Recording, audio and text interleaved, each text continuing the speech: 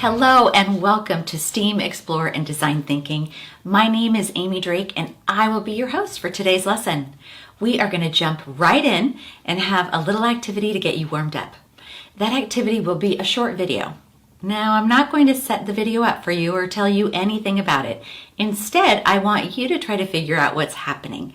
I want you to try to determine the setting, maybe the people that are involved. And I also want you to pay close attention to any emotions that you're having. At the end of the video, your teacher will give you the opportunity to turn and talk to someone near you.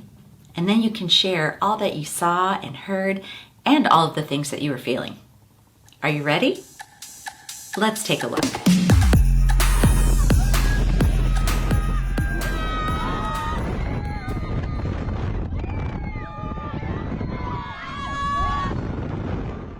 I love that video and I love all the energy that it creates in the room and the conversation that you most likely had over it. I wish I could have been there to hear your conversation, and even though I wasn't there, I'm pretty confident of two things. First, I'm pretty certain that most of you knew it was a roller coaster. Second, I'm pretty certain that there were many different reactions to that roller coaster in the classroom. Some of you thought, wow, that looks like so much fun. I wish I could be there right now going on that ride. Some of you felt a little bit nervous, maybe remembering a time when you had been on a roller coaster. And a few of you, you thought, no way would I ever go on a ride like that. Well, it's fun in design to connect our own experiences to the project that we're working on. Now today we are going to have you do that, but we're going to have you connect your experiences from a different point of view. You will step out of the role as writer, and you will step into the role of design engineer and implement the design thinking process. Now, you might be asking yourself, what is a design engineer? What is the design thinking process? Well, let's talk about that. The design thinking process is a carefully crafted process that helps you look at problems or opportunities and find creative solutions. The design thinking process is made up of 6 clear steps.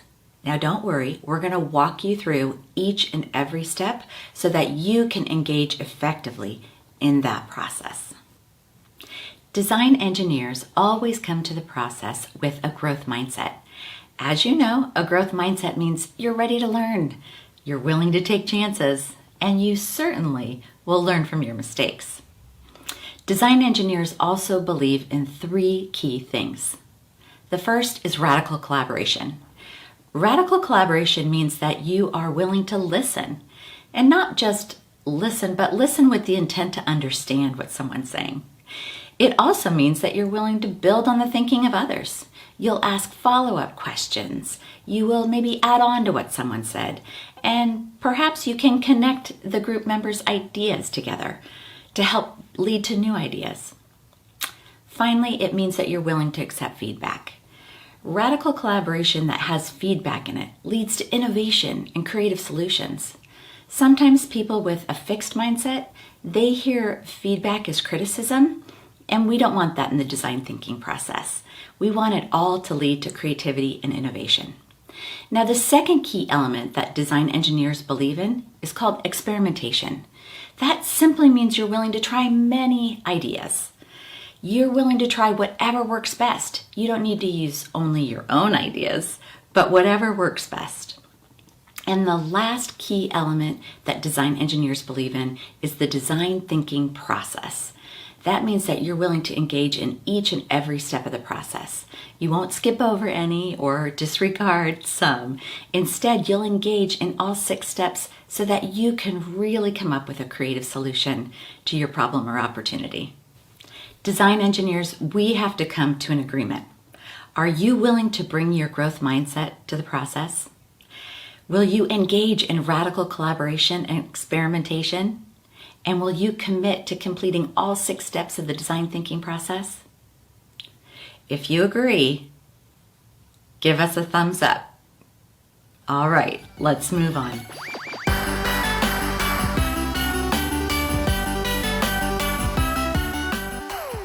Design engineers start with 2 key questions. First, what is the problem that we're facing or the opportunity that we have? And second, who are we helping or serving with our design? Now let's take a closer look at question number 1. What is the problem or opportunity that you're facing? Today, you are being given the opportunity to design a roller coaster. Now that's an opportunity, right? Not really a problem. It's your opportunity, designing the roller coaster. To help you with that, to give you a little bit of the science behind the roller coaster, and to help you build a little bit of background knowledge, we have a special video for you.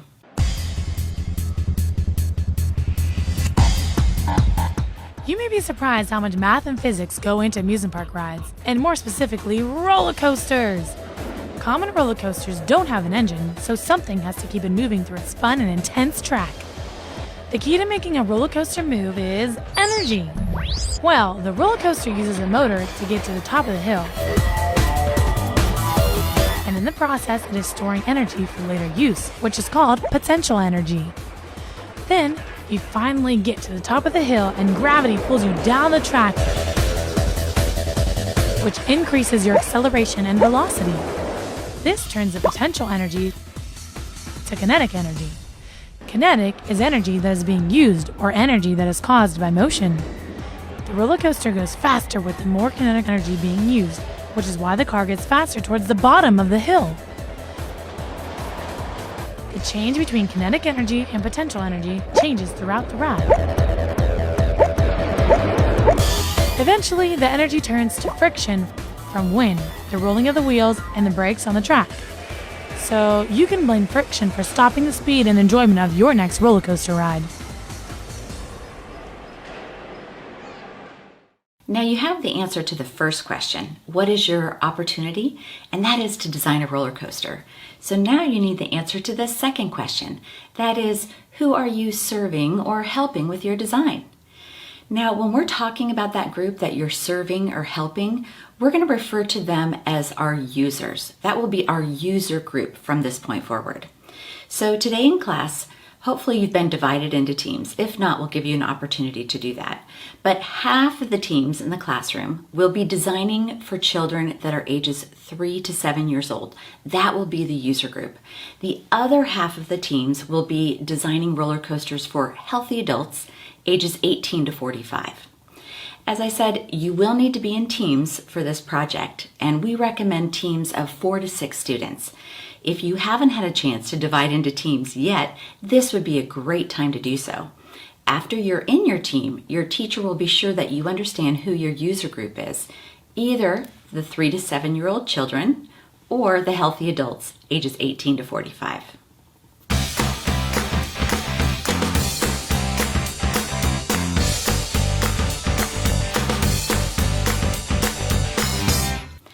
Design engineers, you are ready to engage in the design thinking process. The first stage of this process is called empathy. Empathy means that we can think and see and feel things from another person's point of view. Now, in the real world, you would spend some time interviewing or observing your user group to really understand their needs and their wants and their limitations. Now today, you will not be interviewing or observing your user group. Instead, you'll have to rely on the collective knowledge of your team to really empathize with your user group. We want to help you a little bit in that, and as you engage in a team discussion, we've provided questions for you.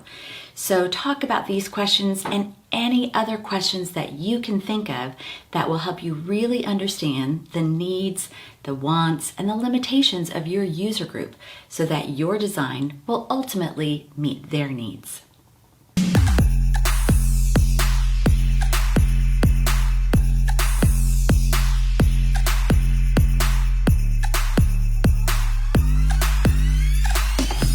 You've had a great chance to talk with your team members and really empathize with your user group.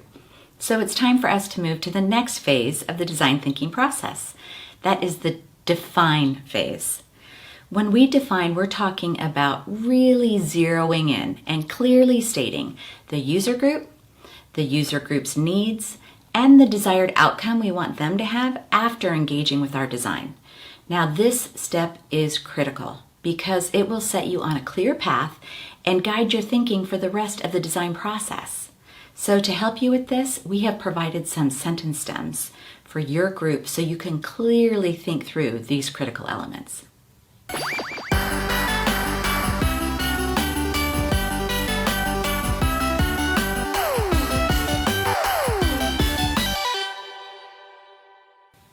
Design engineers, it is time for us to move on to the next phase of the design thinking process.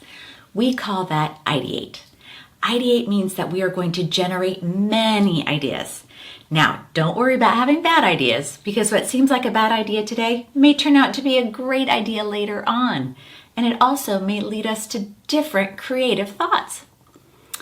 This is a pretty dynamic part of the design thinking process, so I want to go over a few ground rules.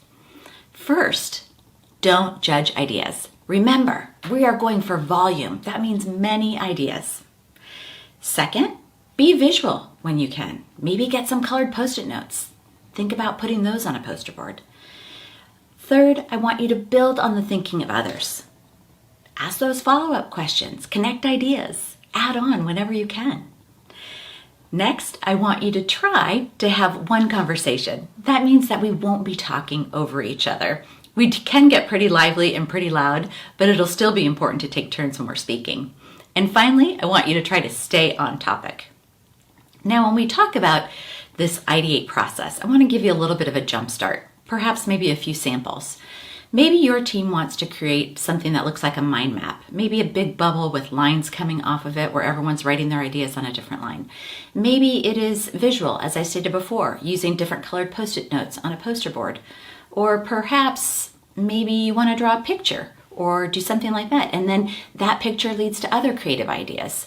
What I really want you to know is that there's no right way to ideate. As long as you're generating many ideas, you're doing it. All right, design engineers, it's time to get going. Go create those ideas.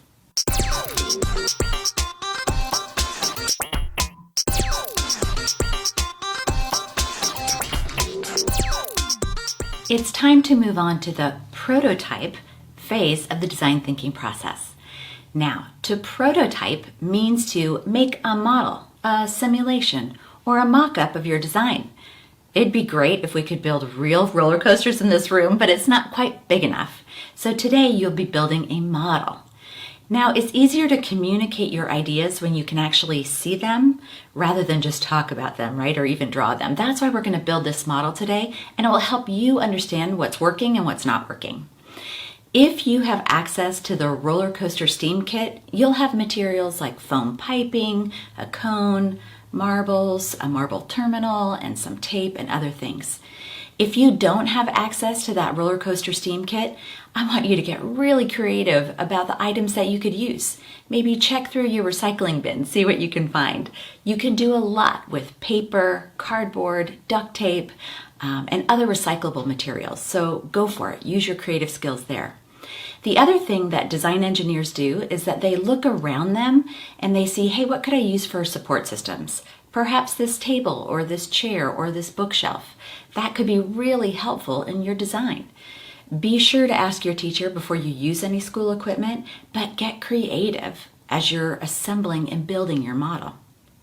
Remember, you are still in the radical collaboration part of design thinking. And so that means that you want to build on the ideas of others, right? And you want to be able to work as a team. So when you're working as a team, be sure that you take turns with materials and that you treat those materials carefully so that they'll last for a long time. All right, if you're ready, go build it.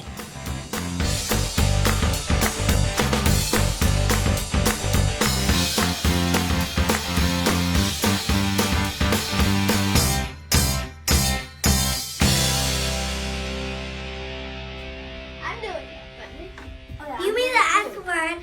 I'm doing it. Oh! We'll do it twice.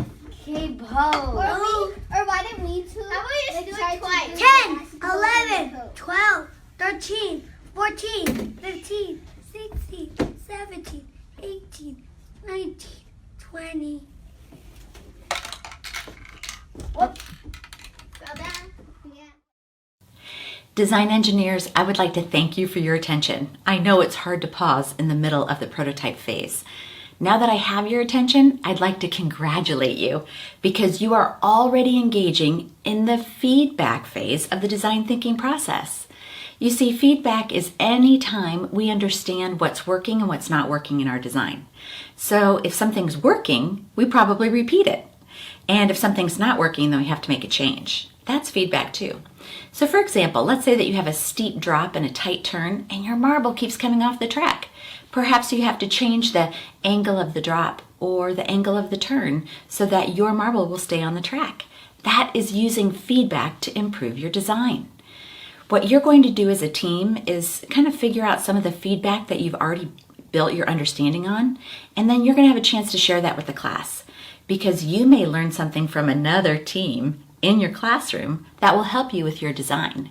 So each team should share one piece of feedback that they had so far in the building process so that the rest of the class can benefit from that learning.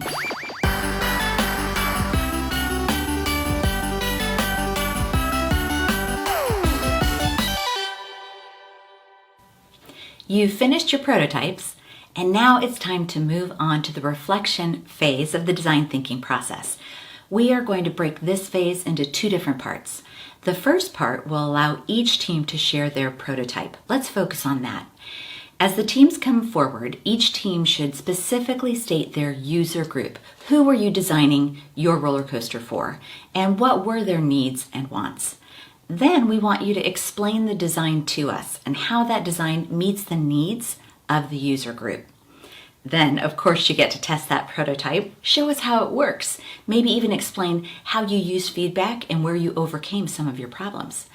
And finally, we want to just hear a little bit about what worked best for you when you were working as a team on that design, and maybe some struggles that you're still having with your design and how you might take next steps if you were to do that in the design process.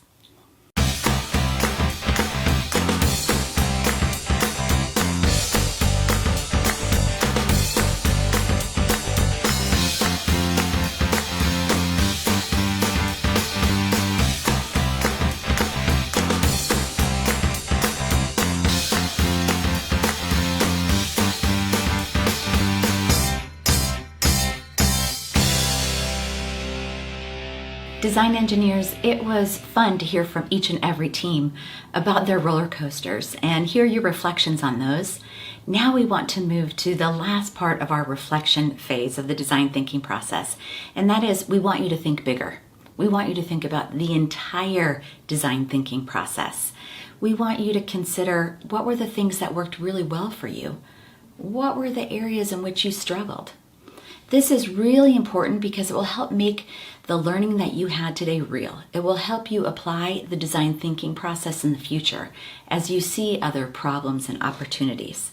So we've provided some discussion questions for your class, and we'll post them up here so you can refer to those as you discuss and reflect on today's lesson.